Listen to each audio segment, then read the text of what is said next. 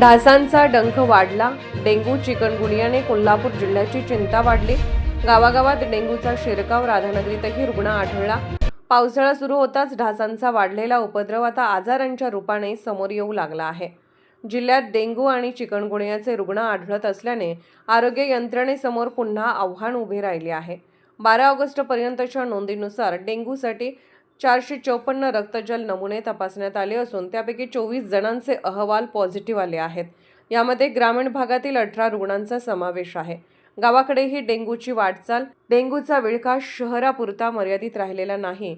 जिल्ह्याच्या ग्रामीण भागातही रुग्ण आढळल्याने ग्रामपंचायत आणि आरोग्य विभागाच्या प्रतिबंधात्मक उपाययोजनांकडे लक्ष लागले आहे.